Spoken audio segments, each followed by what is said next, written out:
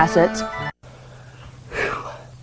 We will explain this in detail later, but for now, you need to know that contra assets are the only type of asset that gets credited when they increase, because their purpose is to decrease the book value of an asset.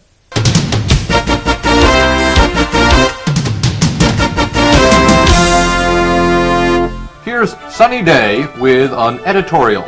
Sunny? So, to reiterate, a contra asset is different than a normal asset in that it gets credited when it increases. This is different from normal assets, where an increase is a debit. Over the month, Stan's truck and equipment have depreciated in their usefulness. His truck has depreciated by $100 and his office equipment by $500. Corduroy Cal must therefore make the adjusting entries for depreciation of the truck, satellite dish, and equipment. Separate accounts are kept for the depreciation of each item in order to more closely identify and describe depreciation within the business. This allows you to know how much depreciation you have for each asset. The truck's depreciation expense is debited $100 to represent the increase, and accumulated depreciation, a contra asset, is credited $100. Notice how you credit rather than debit a contra asset for an increase. The office equipment's depreciation expense is debited $500, and its accumulated depreciation is credited $500.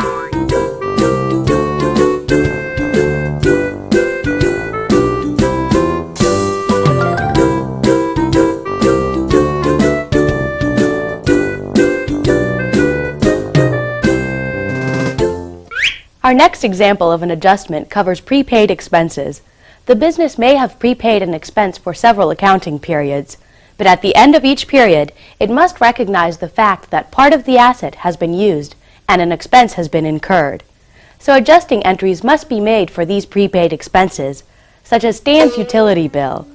If the adjustment isn't made, Stan's financial statements will be off. If you remember, Stan prepaid $200 of his utilities expense for 2 months. In the normal course of business, at the end of 1 month, he has used $100 in utilities expenses, but still has $100 of credit left. So, I have to make an adjusting entry to account for this.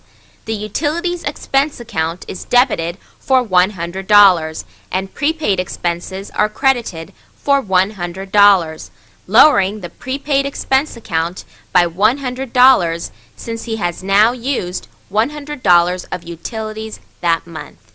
Accrued revenue is another example of an adjustment. Often a business agrees to perform services that span several accounting periods, with payment due at the completion of service. At the end of each accounting period, the accountant must recognize that revenue has been earned for that period, even though the cash has not been received. So, the business is now owed that money and must recognize the increases in the accounts receivable account and in the revenue account. So, if the business does work for a customer but doesn't get paid, right away that creates accounts receivable. On January 1st, Stan entered into a contract with Jimmy O'Malley to provide his bar with bathroom network programming for 3 months. When Stan provides Jimmy with programming for 3 months for his bar, he'll pay him $900. At the end of 1 month, Stan has completed a third of the work, so he's earned $300. Jimmy effectively owes Stan $300 for work already performed.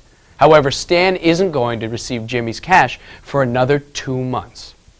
The accountant must make an adjusting entry that increases both his accounts receivable and revenue account to account for the fact that Stan has earned revenue. His journal entry debits accounts receivable and asset account for $300 because he has performed 1 month worth of network coverage, and although he hasn't gotten the cash for it, he is owed it. Corduroy Cal also credits revenue for $300 since he has now earned $300 worth of revenue. The last type of adjustment we'll cover is called unearned revenue. Sometimes the business is prepaid by customers or clients for services to be provided in the future. This is known as unearned revenue and is considered a performance liability. I would like to welcome to the team the #1 draft pick, Frank Johnson!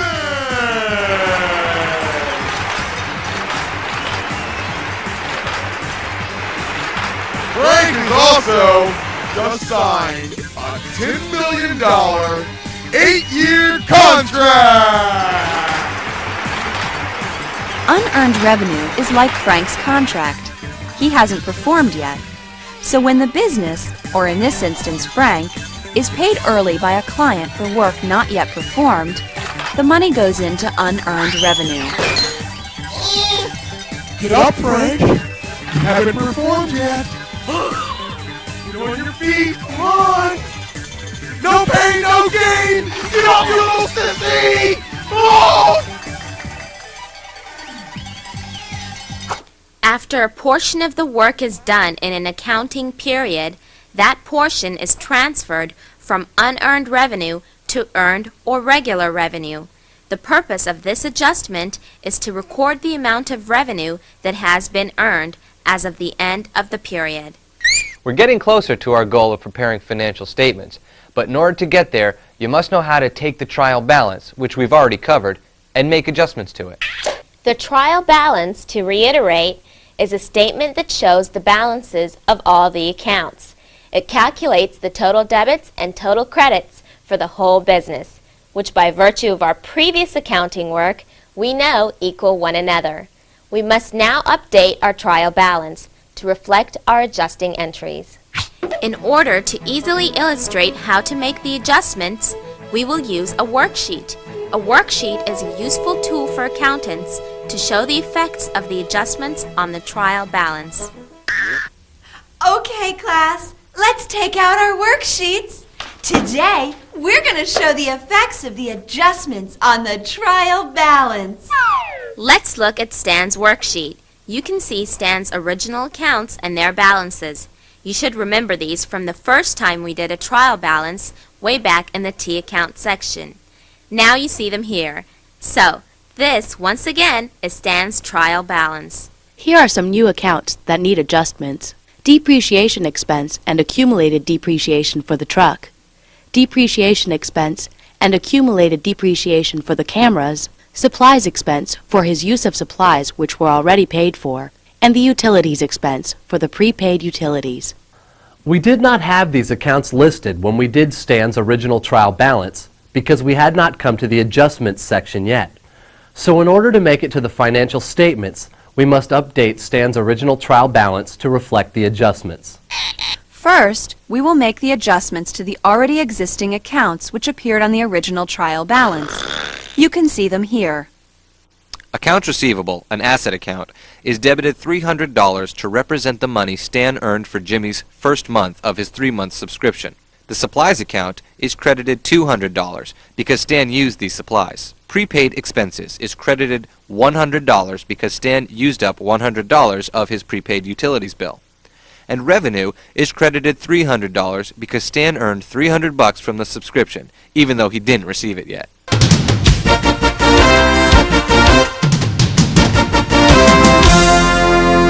Here's Dr. Naylor with Health Watch. Doc? Oh! Well, it's that time of year again. Remember to adjust your trial balance.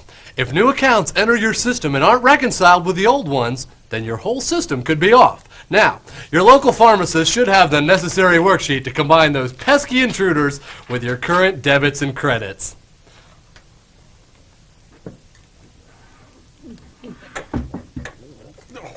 I think I found your problem. Thanks, Doc. We'll all be sure to get right on that. And somebody should get on you, you freak. I'll be in for my appointment later, Doc. Now we'll make the needed adjustments to the new accounts which were listed earlier. First, we debit depreciation expense, an owner's equity account, by $100 for the depreciation of the truck. Then we credit accumulated depreciation for the truck by $100. Why credit this asset account if you are increasing it? Because, as we explained, it's a contra asset. Contra assets are increased by credits. Next, we move to the office equipment. The depreciation expense for the office equipment is a debit of $500, and accumulated depreciation for the office equipment is a $500 credit since it's a contra asset. Next, supplies expense is a $200 debit because it represents Stan's use of $200 in supplies. Finally, utilities expense is a $100 debit because Stan used $100 worth of utilities. So he's incurred $100 in expenses, and thus a debit is made.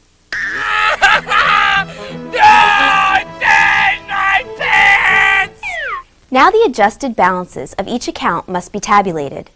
This just means moving from right to left across the worksheet. All you need to do is merge the two columns, the trial balance and the adjustments. You need to either add the debits together for each account, add the credits together for each account, or, if there is a debit and a credit, subtract the smaller of the two from the larger. So if you have two debits, like we do in accounts receivable, you add them together. $500 plus $300 equals $800. If you have two credits, like we do in the revenue account, you add them together. $500 plus $300 equals $800. If you have a debit and a credit, like we do in the supplies account, you subtract the smaller from the larger. So, the $200 credit is subtracted from the $600 debit to get a $400 debit. After appropriately adding or subtracting the adjustments, the adjusted balances of the first set of accounts is represented in this column, the adjusted trial balance column. Each account has either a debit balance or credit balance, so cash has a debit balance of $1,000. Accounts receivable has a debit balance of $800. Supplies has a debit balance of $400. Prepaid expenses has a debit balance of $100. Office equipment has a debit balance of $5,000. Building has a debit balance of $100,000. Accounts payable has a credit balance of $3,500. Mortgage has a credit balance of $90,000. Revenue has a credit balance of $800. And capital has a credit balance of $13,300. Don't stress. We're getting closer to finishing the adjusted trial balance. Now we need to do the same adding and subtracting for the new accounts here to determine the balance of each new account. However, you don't need to merge the new accounts with any old numbers because they're new. You just carry them over to the trial balance column. Here we've got the final adjusted trial balance column. If you add up both sides, the debits and the credits, you can see that they equal, which means Stan's entries were correct. Now we have an adjusted trial balance from which we can compile the official financial statements. Did I tell you, Jethro, there will be no paycheck for you this year? Equity! Equity! Equity! Equity! Equity. Cologne for accountants. At all fine stores now. Section F. Income statement. Now let's go back to Stan and his worksheet. As you know, we have reached the point of the adjusted trial balance. So, the good news is, with these numbers, we can do the income statement, the statement of owner's capital, and the balance sheet.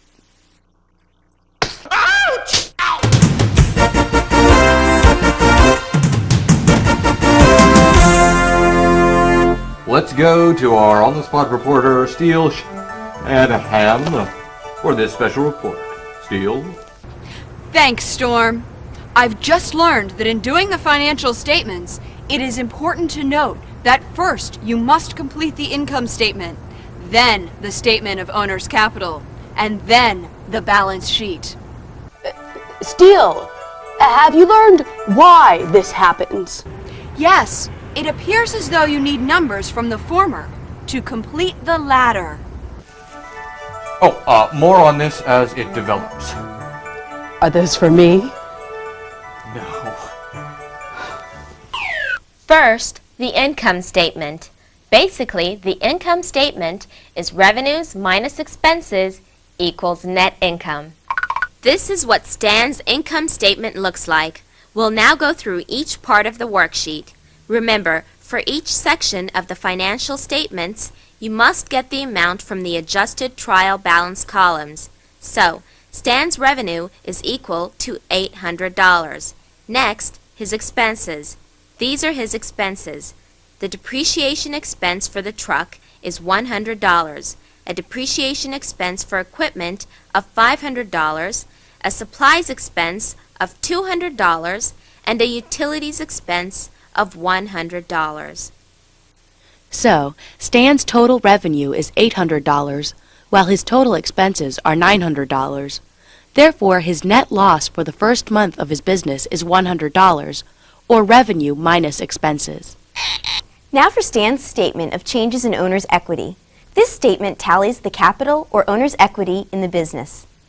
Once again, this statement equals beginning capital plus investments by the owner minus net loss minus withdrawals by the owner. This equals the change in owner's capital.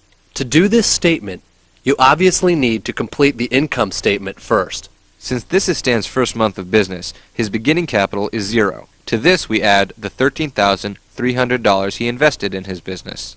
We also subtract the $100 in net loss we calculated from the income statement.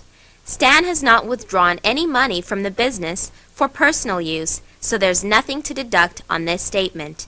Thus, the ending owner's equity, or capital, is $13,200. That's it for Stan's statement of changes in owner's capital. Now, the classified balance sheet. Section G, Classified Balance Sheet. Earlier in the video, we showed you what a regular balance sheet looks like.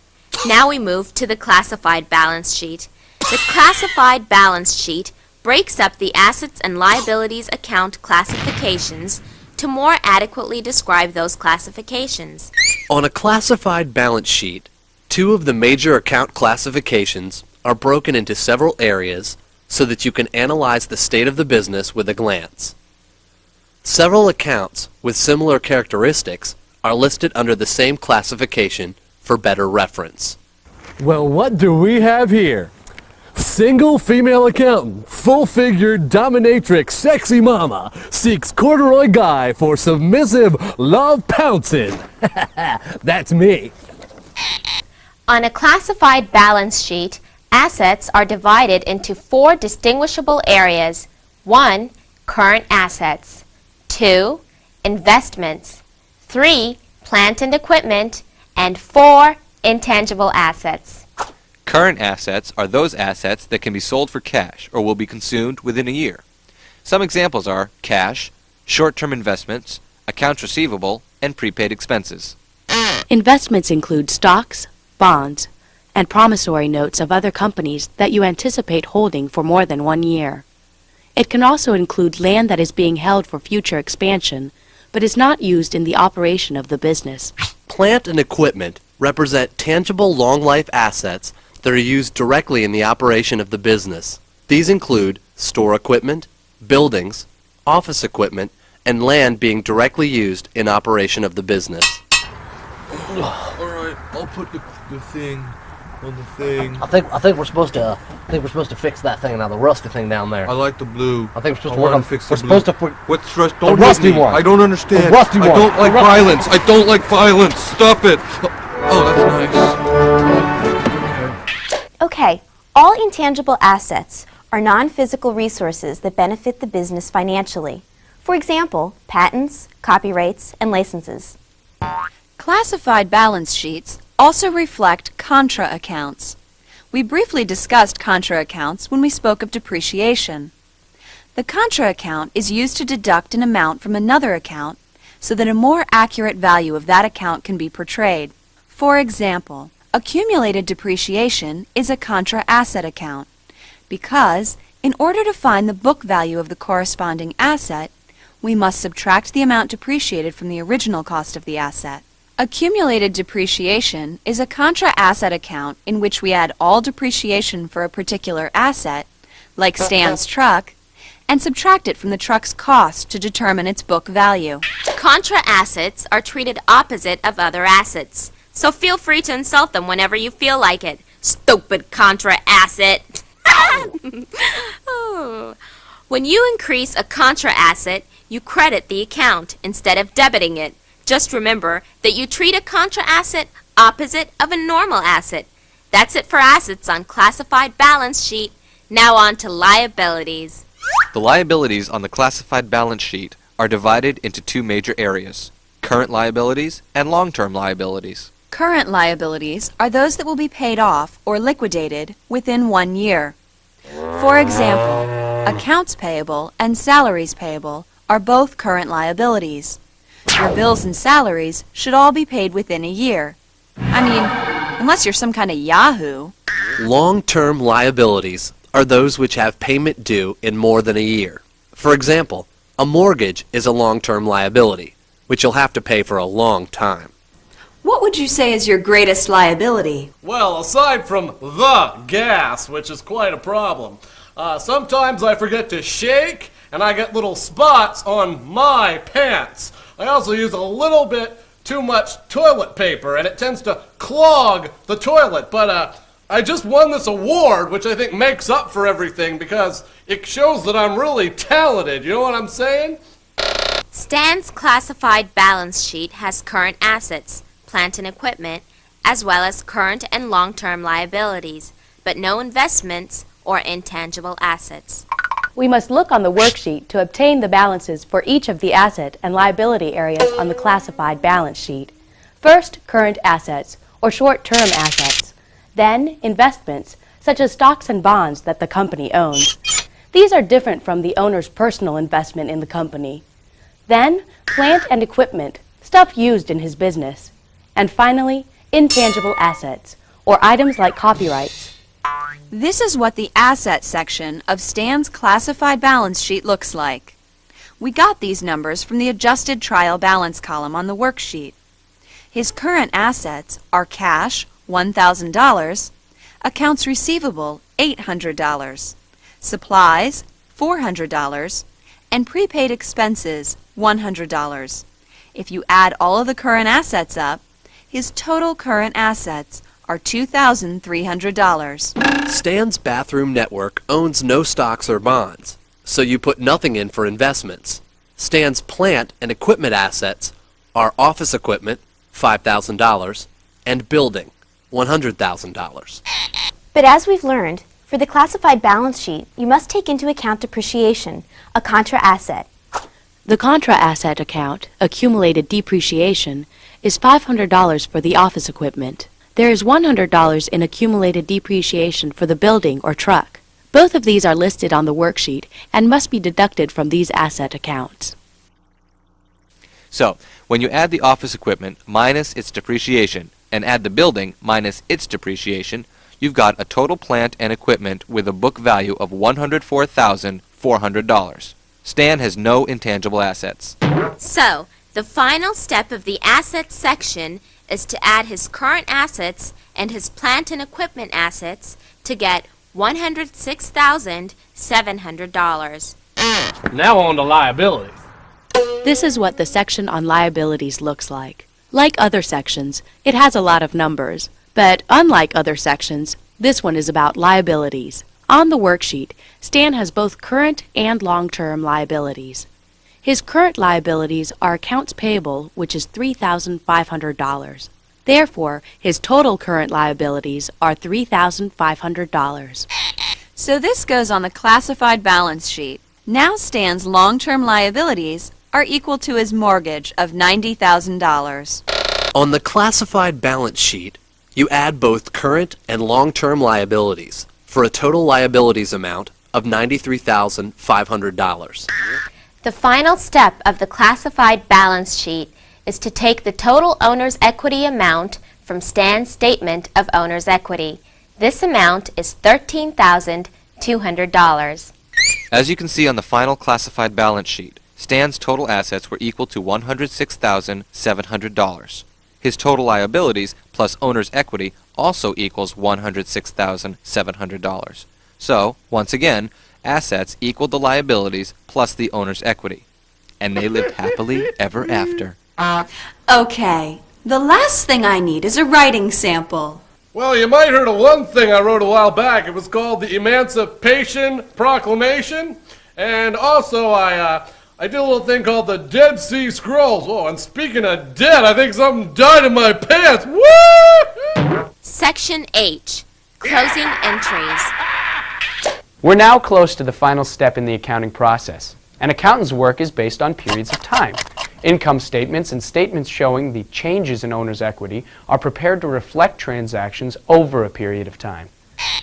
In order for those statements to accurately reflect a specific period of time, the accountant must restart the revenue and expense accounts to zero, because these are the accounts upon which the statements are based. In a way, these are like temporary or nominal accounts because they must periodically be set to zero. This is unlike asset, liability, and capital accounts, which remain open and are known as permanent or real accounts. Permanent accounts are not reset like temporary accounts. When accountants set these accounts to zero, they can't just erase the books and start over.